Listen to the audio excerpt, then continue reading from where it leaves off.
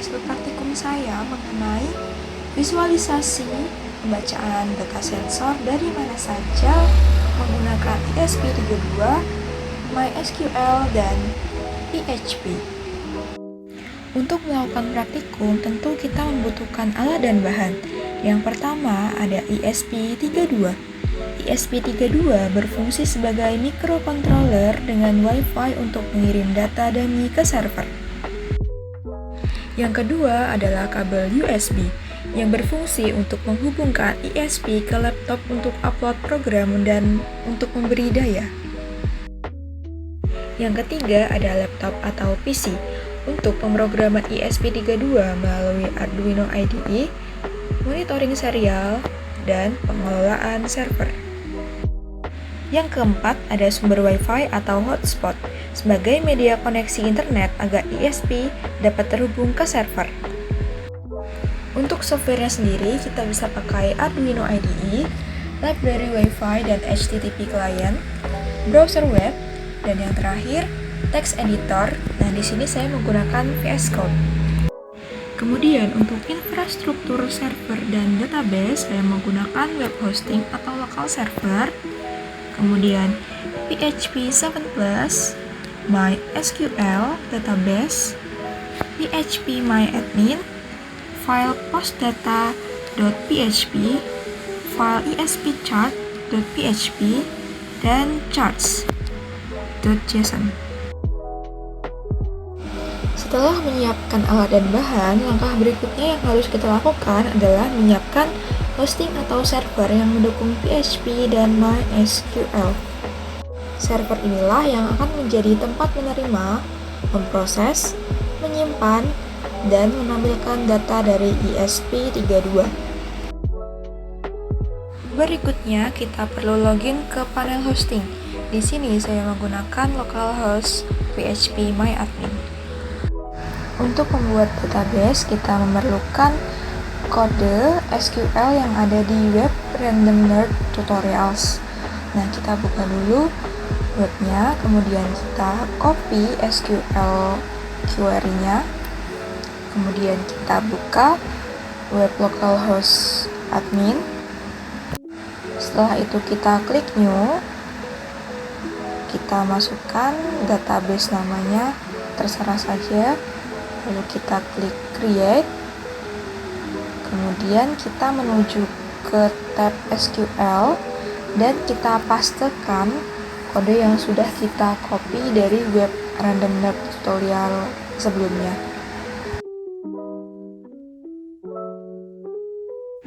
Berikutnya kita tekan go dan database telah berhasil dibuat. Tujuan membuat database ini adalah untuk membuat tabel. Nah, tabel ini berisi kolom ID, 3 kolom nilai data, dan kolom timestamp. Kolom-kolom inilah nanti yang akan menjadi wadah penyimpanan data historis yang dikirim oleh ESP. Jadi, setiap kali ESP mengirim data, satu baris baru akan masuk ke tabel ini. Nantinya, grafik akan membaca tabel ini sebagai sumber data. Langkah selanjutnya adalah membuat file postdata.php di hosting. File ini adalah pintu masuk data yang menerima request dari HTTP post dari ESP32, memverifikasi APK untuk keamanan, lalu menjalankan perintah SQL untuk memasukkan data ke database. Tanpa skrip ini, ESP dapat mengirim data, namun server tidak akan menyimpannya. Pada bagian ini terlihat jelas peran server sebagai penerima sekaligus pengelola data. Kode untuk postdata.php terdapat di web Random Nerd Tutorials. Nah, seperti langkah sebelumnya, bisa kita kopikan saja dan nantinya akan kita paste ke Visual Code. Selanjutnya, kita akan mengkopikan kode untuk chartnya dengan langkah yang sama seperti sebelumnya. Tinggal kita copy dan nanti kita akan paste ke Visual Code Studio. Berikut adalah tampilan dari VS Code. Nah, di sini ada beberapa kode yang harus kita ubah. yaitu data dari database kita. Itu ada slash hijau, replace with your database name. Nah, itu kita sesuaikan dengan database kita masing-masing. Yang perlu kita ubah yang pertama adalah DB name atau database name. Ini berdasarkan dari nama yang kita beri waktu di PHP local admin. Jadi kita sesuaikan saja dengan punya kita masing-masing. Untuk username kita pakai root alias default dan passwordnya kita kosongin karena tidak ada passwordnya. Nah, kalau yang barusan kita ubah adalah espchart.php, sekarang kita ubah juga yang postdata.php. Langkahnya sama persis, yang dirubah adalah database name, username, dan password. Nah, dengan espchart.php ini, halaman dapat dibuka dari laptop maupun smartphone melalui browser sehingga pengguna bisa memonitor data sensor secara online dari mana saja. Grafik juga akan memperlihatkan perubahan nilai data dari waktu ke waktu. Tahap terakhir ada pada sisi perangkat. ESP32 diprogram menggunakan Arduino IDE.